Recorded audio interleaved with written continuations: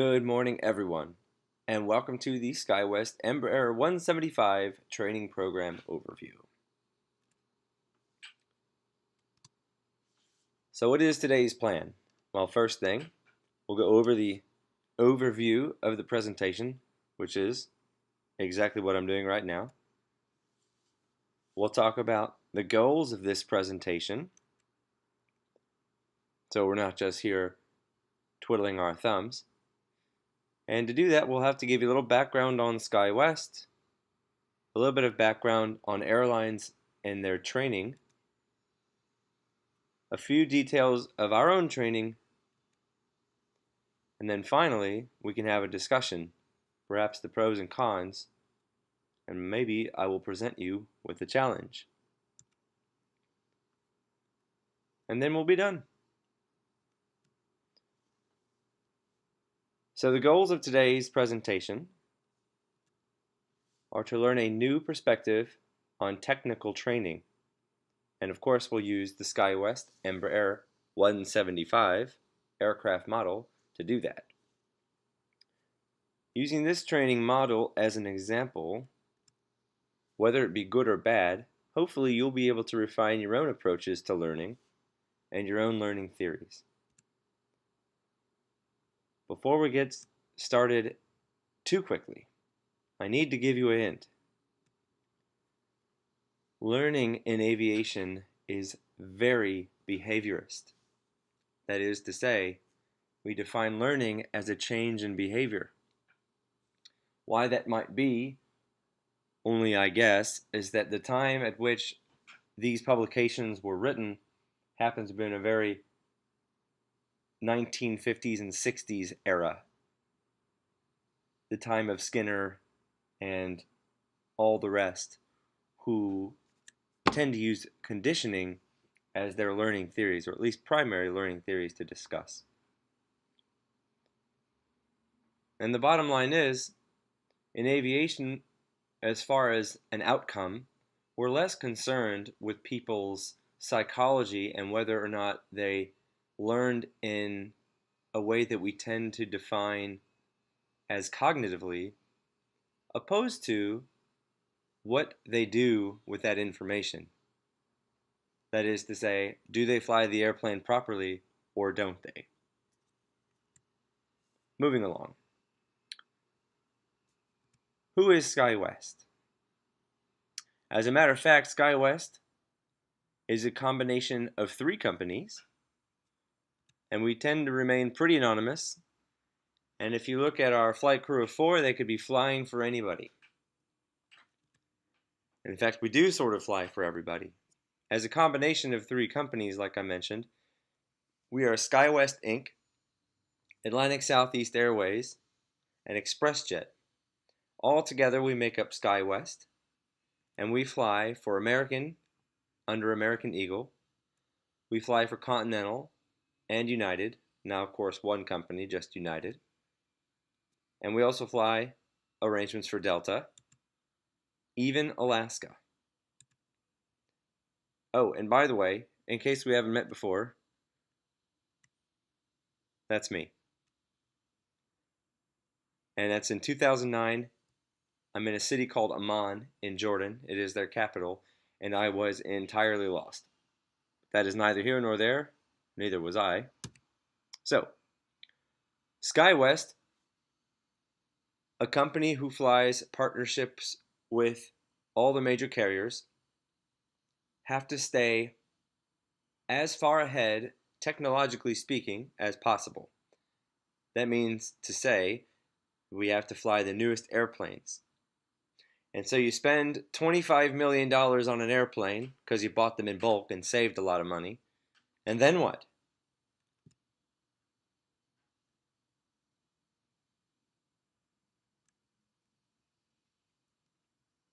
Well, there's only one thing to do, and implement a training program. And that means everybody. And believe me, the learning curve is steep. That's for flight attendants, mechanics, and pilots. Just to give you an idea, they need to cover every detail for everybody. because not all airplanes operate in the exact same way. A case in point, training flight attendants to open the doors after a flight. So far at SkyWest, we've blown out 11 emergency slides in a routine operation. Let me just say that again. There was no emergency, but because possibly of our insufficient training, we have managed to cause $20,000 worth of damage in one fell swoop to 11 different aircraft since getting this aircraft. If that doesn't highlight the importance of training, I can hardly tell you what would. Of course, today we're going to focus on the pilot training, only because I am one, and I know more about it. So there are some assumptions of training at the airlines. We're not just taking Joe Blow off the street and using an ab initio program, although some countries do, and in fact, our very own Air Force Academy and Naval Academies do exactly that, which is where we take people who we think can fly or will be able to learn how to fly and manage in the aviation system and career, and turn them into pilots from nothing. But that is not what we do in the United States at airlines, more or less because we don't have to. There are tons of qualified pilots out there looking for a cush job with decent benefits, and sometimes you can find one of those jobs for a pilot at an airline. These fellows have plenty of previous experience, ranging from being instructors themselves to pipeline control, even military service, and we're talking fighter jet career, we're talking cargo or VIP carriage career, all kinds, many walks of life. But their experience is relevant, and they have a lot of it. The one thing they don't have is a standardization to the company policy and operating, or perhaps even experience, or recent experience at least, in a crew environment. But they definitely already have their aviator glasses and their cool leather jackets. And without a doubt, they have taken their picture in front of their aircraft and probably put it on Facebook. So when we do hire our pilots, we hire them as what we call initial training or new hire, but there are other kinds of training even within an airline. There's transition, where you go from one aircraft to another aircraft just in the same position. And then when you're really lucky, you become a superstar and you go from being a first officer to a captain. And you jump into a bigger bowl. And then there's our concern today. What do we do with the new guy? Of course, these training programs have to be different because they're all for different types of experience level already at the aircraft, already at the airline. That being said, like I mentioned, our focus is the new guy. The first thing you do is you go to school, and they give you about 200 books. I think everyone wants class to look this way. And just for a second, if you can notice with me, he's wearing his aviators. He's wearing his aviators. That guy's wearing the aviators. So is he. So is he. But not this guy. Anyway, it's just something I like to notice. So how does the schoolhouse begin? With what we call basic indoctrination. Basic indoctrination can be described as the review of absolutely everything you should already know, with the addition of instruction on the standard operating procedure for the airlines, which is every scenario, and then the addition of operation specifications, which are the FAA's way, the Federal Aviation Administration's way, of saying every condition. So to recap, when you're in basic indoctrination, often called basic indoc, you are meant to review everything you already know apply it to every condition for every situation. Then you have systems training, which is where you learn everything down to the nuts and bolts of your aircraft. Then you will go to what is called the fixed trainer device, wherein you will put some of that knowledge to use for the very first time. And then the simulator, which I think we all can understand already. Class normally looks like this by comparison to the Top Gun slide. Everybody in the classroom, although not usually having so much fun, because as we mentioned before, there is a lot to learn, and this is kind of what you hope to do. You try to drink out of the fire hydrant. And this is about what it feels like.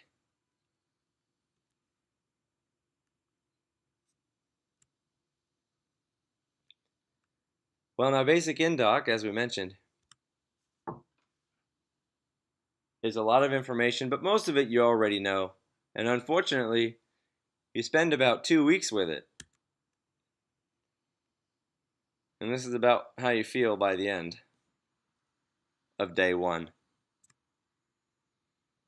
Well, then you finally get into systems training and talk about every little bit of your airplane. You go over the electrical diagram. You go over the engine schematics. And then you've probably had enough. Believe it or not, by the end of systems training, you've learned a ton of stuff, it's driven you crazy, and you're ready to put some of that knowledge to use because you're probably bored out of your gourd. And they put you in the fixed trainer device. This is essentially their idea of simulator without the motion. And the only reason to do this is simply about money. Simply put, the simulators are extremely expensive to run and maintain. But if you can stick a whole bunch of computer monitors in one place and pretend it's a cockpit, then you can accomplish a lot of the same things. Those things you wish to accomplish, you're hoping to familiarize your students in a real environment without distractions. You're hoping to familiarize them with the basic automation and basic aircraft response to input. You're going to introduce them to some emergency situations.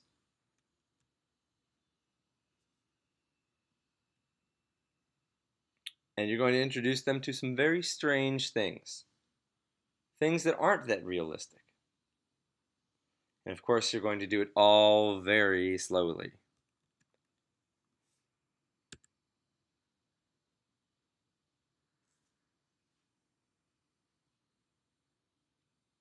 So I should ask you now, have you thought to yourself of how the aviation training footprint thus far applies to your knowledge of learning and your personal theories? We shall continue. So finally, we're in the simulator. This is the meat and potatoes of training. This is as realistic as possible. And you have about 7 or 8 sessions, depending on the footprint specified by the airline in conjunction with federal approval, to gain increasingly challenging scenarios and to practice them over and over again in every combination until you are proficient with every operation of the aircraft, every common operation of the aircraft, that is. And of course, practice makes perfect, and you rehearse for your checkout.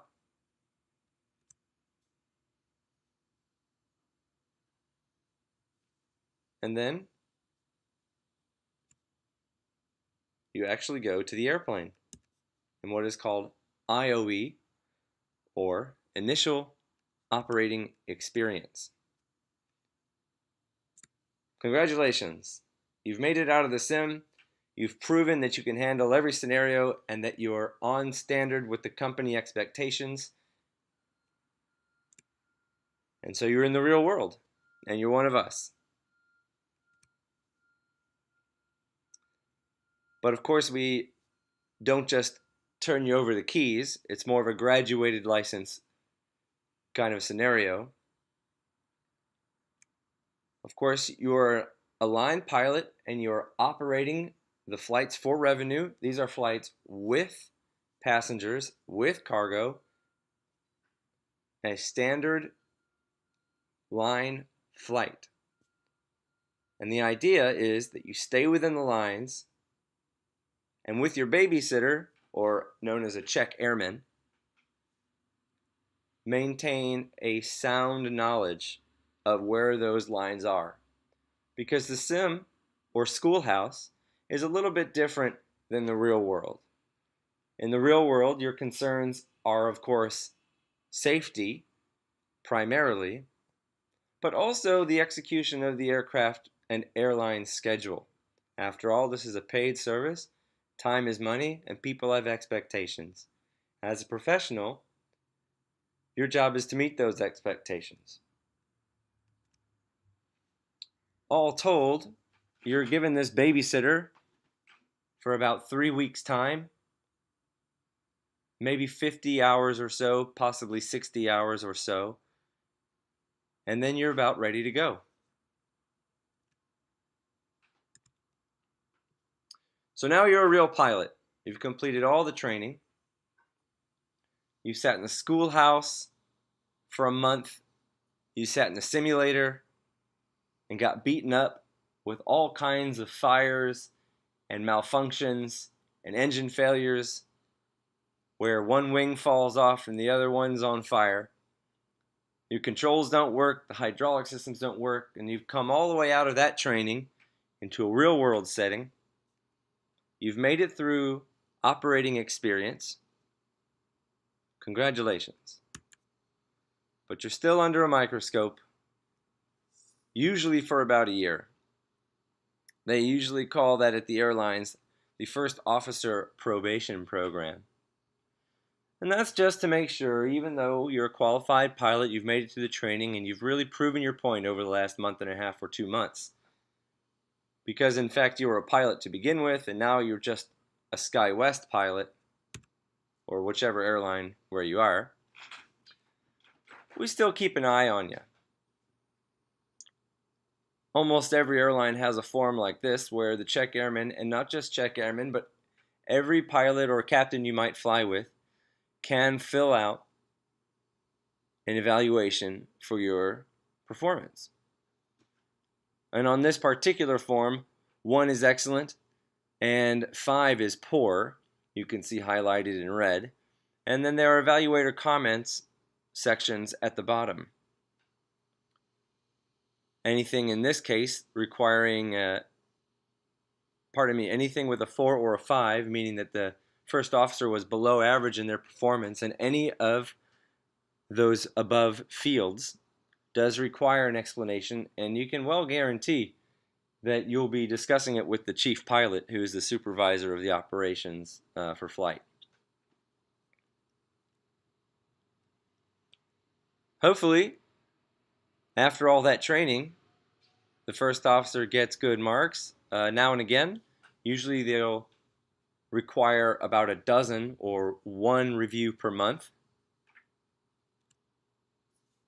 And hopefully, you'll get the good mark. So let's summarize what we've talked about now.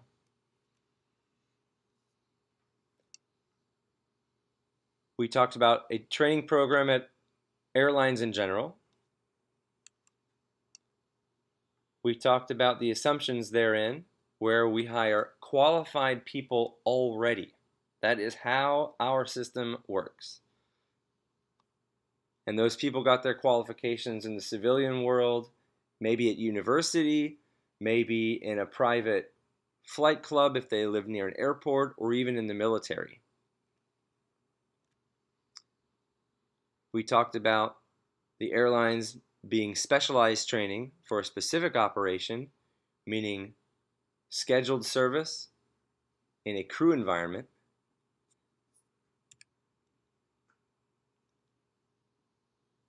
We start with basic indoc, talk about systems of the aircraft. We go to the mock-up of the cockpit. Then we go to the simulator. And then we go to initial operating experience. And then finally, they're on probation.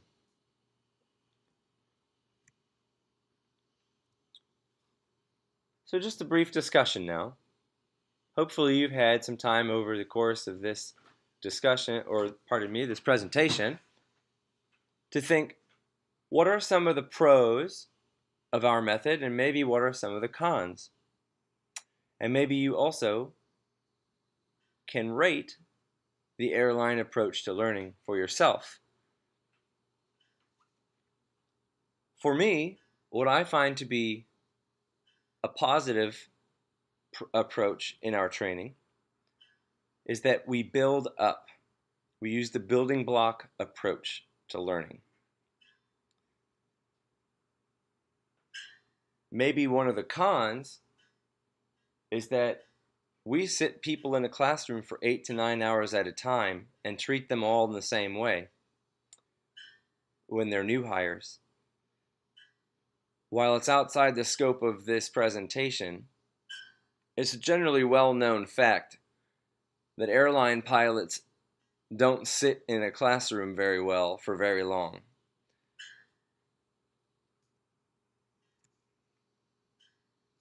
And of course, in the end, in learning in aviation, we are behaviorists. So in that regard, we are concerned with behavior, and the results of training are measured by passing a standard. So do we do a good job in our training of promoting these standards is the ultimate question. And of course, during our building block approach, we have the right idea.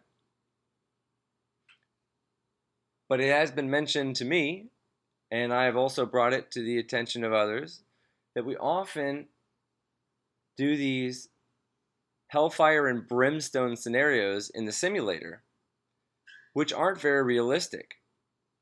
And as behaviorists and Thorndike's laws of learning, we should be very familiar with the concept of primacy. When one learns most intensely at the beginning, according to that law of primacy.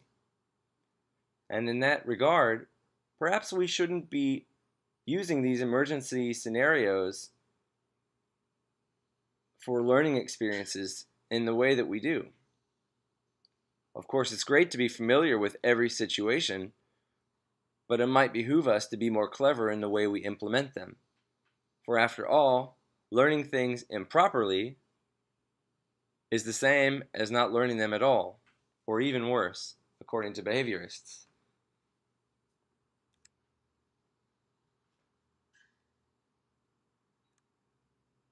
And that is all today. I thank you for hearing my presentation on the Embraer 175 First Officer Training. And I look forward to hearing from you all and answering your questions.